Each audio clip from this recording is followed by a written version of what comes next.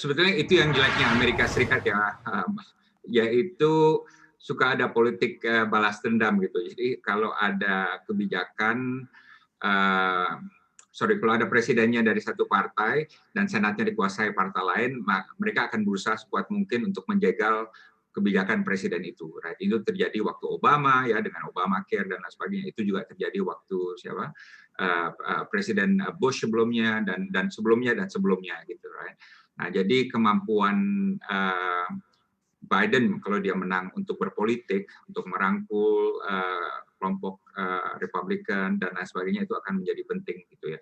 Dulu itu pernah ada teknik kabinet presiden yang Demokrat mengambil menteri dari Republikan gitu ya. Dulu itu ada menteri pertahanan namanya William Cohen, dia angkat menjadi menteri pertahanan walaupun dia dari partai Republik. Jadi kadang-kadang ada langkah-langkah begitu ya, walaupun tidak mungkin tentu Donald Trump menjadi menteri pertahanan di Amerika kayak di Indonesia ya, karena Indonesia memang kita proses rekonsiliasinya bagus sekali gitu, right? Tapi di Amerika Hmm. itu tidak akan terjadi. Oke. Nah, tapi yang menjadi pertanyaan juga tentunya dampak terhadap perekonomian khususnya mungkin kawasan Asia Tenggara dan Indonesia seperti apa hasil dari Pilpres Amerika Serikat ini nantinya tercermin? Pertama gini, yang paling pasti America First itu tidak akan di-embrace oleh Biden, right? Itu satu.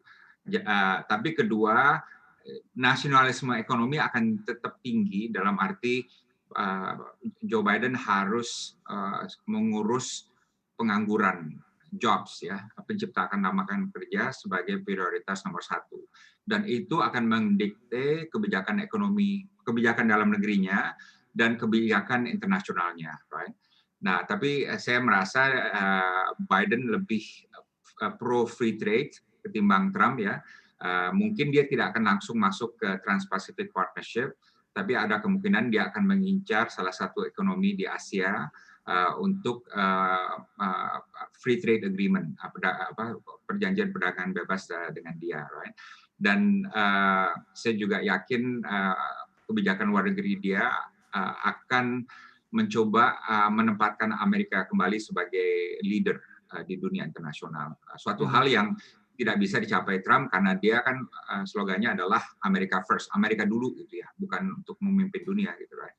Jadi paling nggak ada dua kemungkinan itu dan pertanyaannya bukanlah apakah Amerika akan memberikan perhatian pada Indonesia dan lebih tinggi kerjasama ekonominya, tapi apakah Indonesia bisa sesegera mungkin mempenetrasi Gedung Putih di bawah Presiden Biden untuk mencoba mengalihkan perhatian kepada Asia Tenggara dan terhadap Indonesia. Jadi itu pertanyaan yang penting dan saya kira kita harus memulai strategi dari awal untuk mengikat Joe Biden walaupun sudah ada strategic partnership antara Indonesia dan Amerika. Ini saya katakan karena setiap kali ada pemerintahan baru di Amerika, 189 negara itu berlomba-lomba agar resources Amerika itu masuk ke mereka, right? Termasuk Indonesia juga. Dan ini persaingan yang sangat ketat gitu, right? Jadi perlu kita ingat itu. Oke.